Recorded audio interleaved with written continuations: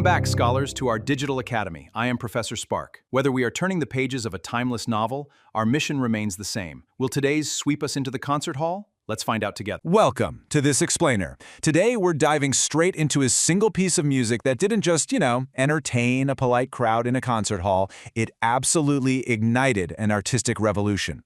We're talking about Beethoven's Symphony No. 3, universally known as the Eroica. And what makes this piece so unbelievably fascinating is that it's a massive, head-on collision with political betrayal, a deeply intense personal battle with fate, and a sweeping celebration of human resilience. It quite literally changed the DNA of what music could do forever. To really get a grip on why this happened, we got to blast right back to the sheer drama of 1804. Picture this fiery reaction from Beethoven, as reported by his student Ferdinand Ries. He literally shouted, "So he is no more than a common mortal. Now he will trample on all human rights." So why was Beethoven fuming? Well, he just found out that his absolute idol, Napoleon Bonaparte, a guy he genuinely believed was this great champion of equality taking down the monarchy, had just gone ahead and crowned himself emperor. Just like that, in a split second, the ultimate hero morphed into a tyrant in Beethoven's eyes. Section 1. The Betrayal of Ideals and Napoleon's Fall. Let's dive into this historical turning point where a hero falls from grace and a masterpiece is forever altered. And right here is the ultimate turning point. We see this massive pivot from the man, Napoleon, this flawed dictator who completely proved he was just a common mortal willing to trample on human rights, to the ideal. Beethoven was so disgusted by this betrayal, you guys, that he violently scratched Napoleon's name right off the title page of the symphony. He actually scratched it so intensely that he ripped a literal hole straight through the paper. By doing that, he completely shifted the symphony's dedication away from a single guy and over to the enduring, universal human struggle for freedom, dignity, and true moral greatness. Moving right along to Section 2, Redefining the Hero, a Universal Meditation. We'll see how this external political betrayal perfectly mirrored Beethoven's own internal battles. So the really cool thing here is that the Eroica suddenly isn't about one specific named person at all anymore. Instead, it transforms into this vast existential exploration of profound philosophical themes. We're talking about the raw struggle for freedom, the staggering cost of greatness, the inevitable, terrifying confrontation with our own mortality, and ultimately the rebirth of the human spirit. Beethoven isn't just, writing pretty notes on a page here. He is literally using music to ask the biggest, heaviest questions of human existence. Like, what does it actually mean to be heroic when you're deeply flawed? And how on earth do we endure? But here is the absolute crucial point. This whole thing wasn't just about Napoleon or some lofty, abstract ideals. Beethoven was secretly wrestling with his own terrifying, rapidly encroaching deafness. Just imagine being one of the greatest composers alive and slowly losing your hearing. It's a physical fate that has to feel like an absolute death sentence to your art, right?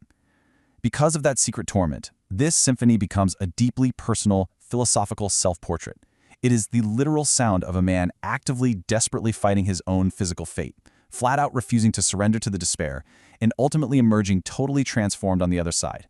And that raw, unfiltered emotional output, that marks the exact moment Beethoven tore up the rulebook and broke away from the polite restraint of the classical era. Before this, symphonies were brilliant for sure, but they were mostly balanced, measured, and, polite. With the Eroica, Beethoven essentially birthed the Romantic era. He proved once and for all that music could express the messy, chaotic, deeply complex reality of human existence.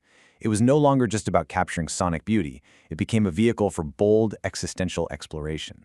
Which brings us to Section 3, a musical battlefield and its structural brilliance. Let's actually step onto that battlefield and hear how this struggle plays out.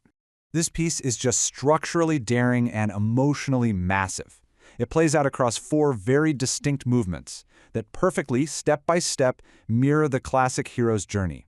We start with the hero's struggle, move into a solemn funeral march, suddenly shift into a reawakening, and finally land on triumph through transformation. Let's walk through exactly how this narrative unfolds musically. Right out of the gate, the first movement, the Allegro con brio, is the hero's struggle, and man, it opens violently. You get hit with just two massive, explosive, hammer blow chords that instantly throw you, the listener, right into the middle of a sprawling musical battlefield. There is absolutely no polite introduction here. It is a pure, unadulterated display of willpower. You hear musical themes aggressively colliding with one another, collapsing into total chaos, and then stubbornly rebuilding themselves. It's essentially Beethoven's musical depiction of conflict itself.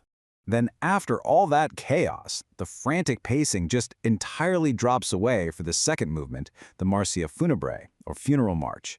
This is a profoundly heavy, dark meditation on death. But what's so incredibly powerful about this is that we aren't just mourning the literal death of a hero on a battlefield. It represents the tragic death of ideals, the crushing loss of innocence, and the total shattering of illusions, very much like his own shattered illusions about Napoleon. This movement alone was so deeply, relentlessly emotional that it fundamentally rewired the possibilities of what symphonic writing could even achieve. But thankfully, Beethoven doesn't just leave us sitting in the grave. In the third movement, the Scherzo, life violently and joyfully comes rushing back. It is this massive, undeniable surge of energy. You can literally hear the horn section blazing with absolute, unapologetic confidence. This whole section represents a complete reawakening. It's the glorious rebirth of the human spirit after a period of deep, deep despair. And finally, we arrive at the fourth movement. Here, Beethoven pulls off something just totally brilliant. He takes this very simple, almost basic musical theme and transforms it over and over again. It evolves, it shifts, it grows, directly symbolizing the continuous evolution of the human spirit. The underlying message here is so profound. The hero himself, the actual mortal man, well, he can't be resurrected. But heroism itself, the pure ideal of it, that absolutely can be resurrected and completely transformed. It is the ultimate soaring triumph. Finally, Section 4, the symphony's legacy and its enduring resonance. Let's bring this powerful narrative full circle. So why does a 200-year-old piece of music still matter so much to us today? Well, the Eroica remains a monumental touchstone for all these massive concepts: political freedom, human resilience, artistic revolution, and serious philosophical depth. It matters because it is the definitive, exact moment Beethoven declared that art absolutely must confront the full, messy complexity of human existence. It's not just some pretty, beautiful escape from reality. It's a tool for confronting your struggles, navigating deep existential doubt, and achieving ultimate transcendence. It reminds us, plain and simple, that our own daily struggles are part of a much larger universal human experience. I want to leave you with this final, provocative thought to chew on as you reflect on Beethoven's monumental masterpiece. We've just seen exactly how he used his art as a weapon to battle his rapidly encroaching deafness and to process the bitter betrayal of his political ideals. So, if the Eroica is ultimately a musical self-portrait of a flawed human fighting fate, how will you face your own? Thank you so much for joining me for this explainer. I really hope this deep dive into the Eroica gives you a brand new appreciation for the unbreakable, enduring power of the human spirit.